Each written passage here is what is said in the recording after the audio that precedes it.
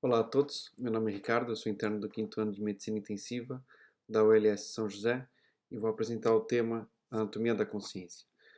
A apresentação então está dividida em definições sobre o que é a consciência, aqui na tentativa de definir, mesmo que de modo mais abstrato, o que é a consciência, e depois a anatomia, a neuroanatomia envolvida no processo da formação da consciência.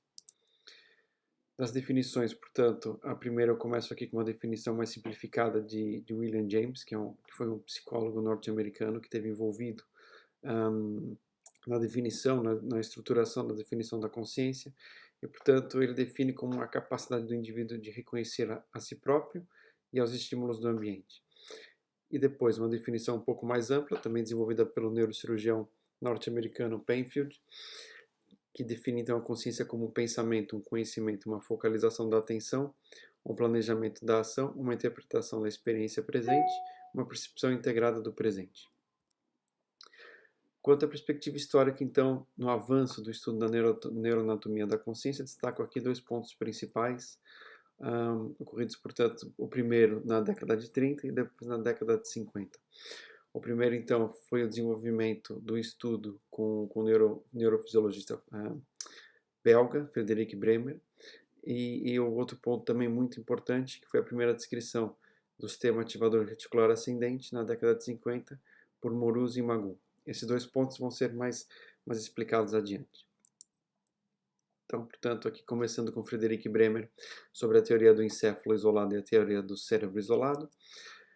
Ele utilizou então um gato que fez então a secção acima, com relação ao cérebro isolado, ele fez a secção acima do tronco encefálico, portanto, separando aqui a parte do córtex com o tronco encefálico, e depois a do encéfalo isolado, ele faz um corte abaixo então do tronco encefálico, poupando o sistema ativador reticular ascendente.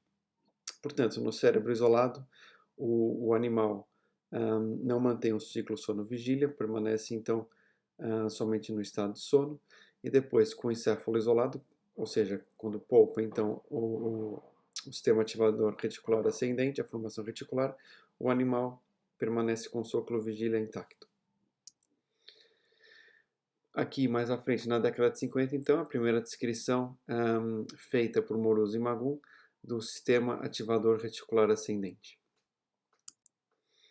Aqui já a anatomia da consciência, ou seja, a formação reticular propriamente dita, vemos aqui no corte coronal, portanto, a região do tronco encefálico, a região da formação reticular, que nada mais é do que a coleção difusa de neurônios e fibras nervosas que se estendem desde a região inferior do bulbo, iniciando-se logo acima da decossação das pirâmides, até a região superior do mesencéfalo, e continua com a zona incerta do subtálamo e núcleos do hipotálamo. Aqui o corte sagital da formação reticular, e aqui apresento também as funções em que está envolvida a formação reticular. E destaco aqui logo a cabeça, o controle da atividade elétrica cortical com o ciclo do sono e vigília. Também faz parte do controle eferente da sensibilidade, o controle da motricidade somática, o controle do sistema nervoso autônomo, controle neuroendócrino, e também há ali a presença do centro respiratório e vasomotor. Portanto, aqui ainda em corte coronal temos a presença do núcleo gigantocelular, que podemos ver aqui na imagem.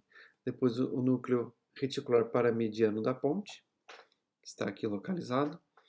Os núcleos da RAF, que fazem parte também da formação reticular. E o locus ceruleus, também uma estrutura muito importante envolvida, que vamos ver mais à frente. Ainda com destaque aqui para as vias noradrenérgicas, e das vias noradrenérgicas fazem parte o locus ceruleus, que é esta região aqui,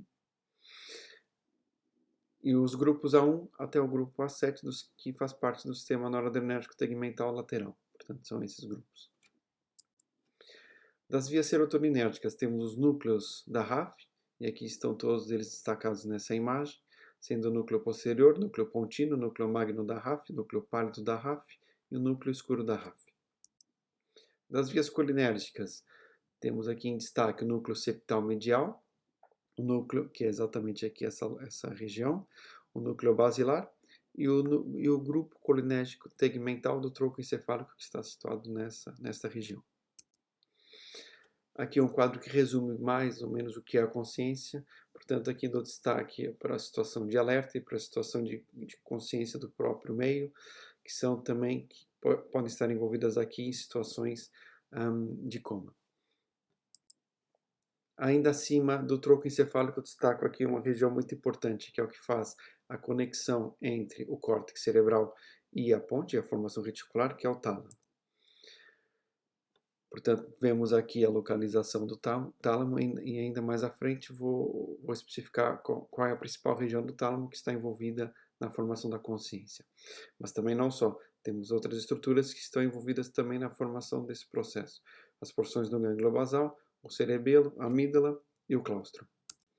Portanto, do tálamo temos o núcleo intralaminar e aqui destaco esse núcleo. Portanto, podemos ver aqui na imagem, é o núcleo que faz a conexão entre o sistema ativador reticular ascendente e o córtex cerebral.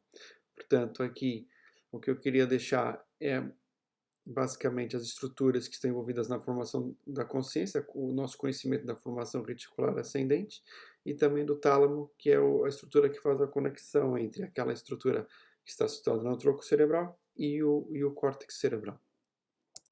Obrigado.